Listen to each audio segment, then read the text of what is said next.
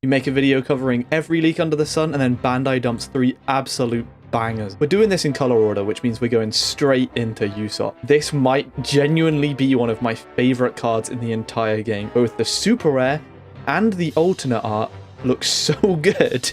I'll quickly explain. Usopp is a 4-cost, 5,000 power rush card for blue. It does also have a Don 1. If this card deals damage to your opponent's life, trash the top 7 cards of your deck effect, which we know is very good. It goes with the Nami deck, and it just means I'm even more excited to play the Nami deck now. I just really wanted this mechanic for blue. You can play it on curve and just swing at your opponent's life if you're trying to close a game early, maybe against like purple or yellow or something. You can use it to just try and clear your opponent's board, drop down a quick attacker, clear something of value your opponent has sideways, or you can use it to get you closer to that goal of decking out. The trashing the top 7 cards of your deck is a Yume effect. It is not mandatory. So you can play this Usopp in any blue deck, and you don't have to do that.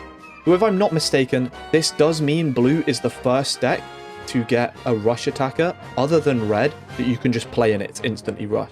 I mean, I know I'm going to be playing this in my Blurple Crocodile deck at least.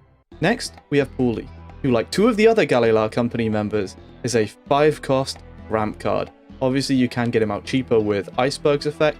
He is an on-play, rest 2, you add 1 Don from your Don deck. Note, on the translation I'm seeing here, it does not specify whether it's active or rested, so I don't know that. I'm going to assume it's active.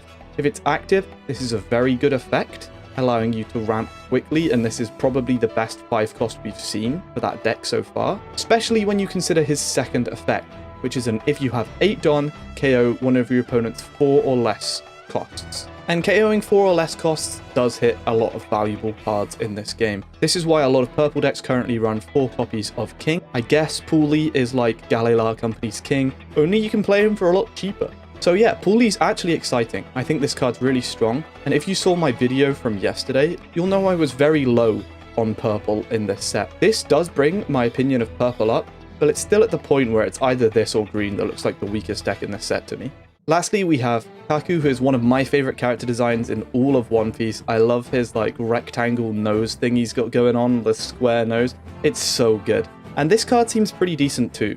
It again fits with CP9's deck of playing around the trash. It's the same thing as Lucci. You take 2 CP9 from your trash, put them on the bottom of your deck, and then you can KO 1, 3 or less character on your opponent's side of the field.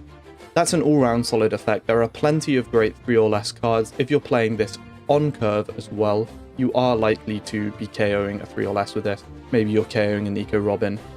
Maybe you're KOing a Chopper. Please like and subscribe to stay tuned for more One Piece content.